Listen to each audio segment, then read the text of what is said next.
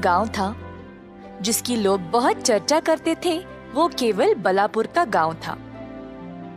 पर इस गांव तक पहुंचने के लिए सिर्फ 2 रास्ते थे, एक नदी से और एक जंगल के बीच से।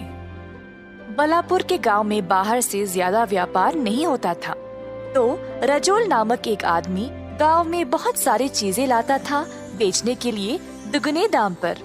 गांव के लोगों के पास और कोई रास्ता नहीं था, क्योंकि वहाँ और कोई व्यापार नहीं करता था। कोई ये नहीं सोचता था कि यह कहाँ से चीजें लाता था, और सब अनदेखा करके उसी से खरीद लेते थे। कई दिन बीत गए और रजोल का भतीजा पर्वत उसके साथ काम करने बलापुर की ओर जा रहा था। रास्ते में तेज आंधी और तूफान की वजह से उसकी सवारी कई घंटों तक फंसी पड़ी थी। बीच रास्ते में एक अनजान आदमी उनकी ओर आया। आप इस समय इस रास्ते से क्यों जा रहे हो? यहाँ भूत और प्रेत आत्माएं होती है। इस रास्ते से जाने की कोई हिम्मत नहीं करता। इसी वक्त पीछे मुड़ जाओ और वापस चले जाओ। अनजान आदमी ऐसा बोलकर पर पर्वत ने उसकी बातों पर ध्यान नहीं दिया। वह घने जंगल के रास्ते से ही चलता रहा। उसको अंधेरी रात में अजीब अजीब आवाजें भी सुनाई दी, पर पर्वत बिना डरे बलापुर की ओर चलता रहा।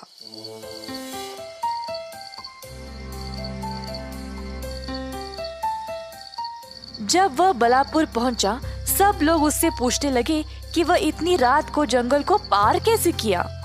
अपने चाचा के घर पहुंचते ही रजोल के नौकर से उसकी मुलाकात हुई। ऐसे क्यों देख रहे हो मुझे? आप सच में जंगल के रास्ते से आए हो क्या? क्या आपको पता नहीं वो खतरनाक रास्ता है, वहाँ भूत है। हाँ, मैं उसी रास्ते से आया। अब क्या होगा? कई सालों से लोगों का ये मानना है कि उस जंगल में कोई डरावनी चीज है, इसीलिए रात के समय उस रास्ते से कोई नहीं जाता। कई लोग जिन्होंने अकेले यात्रा की है वे आज तक लापता है, इसीलिए सब लोग तुमको देखकर हैरान रह गए। खैर, आपके चाचा बहुत थक गए हैं, आपसे सुबह मिलेंगे। शुभ रात्रि। पर्वत नौकर की बात सोचते हुए सोने चला गया। उसने अगली रात को जंगल में जाने का निर्णय लिया, ये देखने के लिए कि असल में वहाँ है क्या। अगली सुबह पर्वत अपने चाचा से मिला। उन्होंने उसका अच्छे से स्वागत किया और पूछा कि वह इतनी रात को जंगल के रास्ते से आया क्यों। रजोल ने बोला कि वह कभी भी ऐसा ना करे। पर्वत अब और उत्सुक हो गया रात को जंगल में जाने के लिए।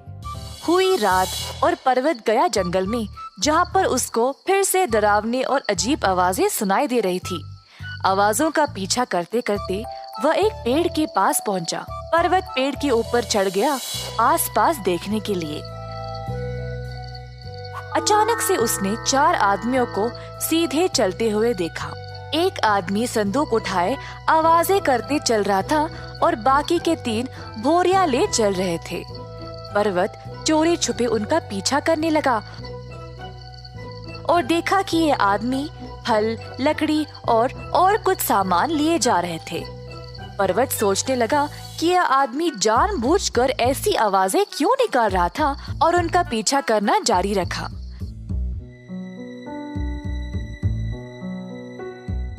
जल्द वह एक खुली जगह पर पहुंच गया, जहां पर एक गोदाम था। आदमियों ने सारा सामान इधर उतार दिया, पर उधर केवल 4 नहीं, बहुत सारे लोग काम कर रहे थे। अचानक से उसने अपने ही चाचा रजोल को देखा। रजोल आदमियों को आदेश दे रहा था और सारे काम को संभाल रहा था। रजोल के निकलने के बाद पर्वत ने धीरे से एक आदमी को अपने पास खींचा और चुप रहने को बोला। उस आदमी से पूछताछ करने पर पर्वत को पता चला कि जो आदमी लापता हुए वे सब यही थे। रजोल ने इन आदमियों को लापता किया और अपने फायदे के लिए उनसे काम करवा रहा था। उनको धमकी देकर जंगल में ही रख रहा था और गांव में उसने सबको बोला है कि इस जंगल में भूत और प्रेत आत्माएं हैं, ताकि इस गांव में और कोई न आए उसका कारोबार खराब करने। उस कारीगर की मदद से पर्वत ने सबको इकट्ठा किया और उनको बलापुर वापस ले गया। फिर सबके सामने उसने साबित किया कि उसका चाचा धोखेबाज है। गांव के लोग रजोल को पकड़ ले आए और उसको कठोर दंड दिया गया। पर्वत ने लोगों को समझाया कि गांव के लिए जरूरत की चीजें जंगल में ही मिल जाएंगे और अब गांव खुशहाल रहेगा। पर्वत ने अब इस कारोबार की जिम्मेदारी ले ली और उसको ईमानदारी से चलाने लगा। अंत में हर किसी ने सुखी से जीवन बिताया।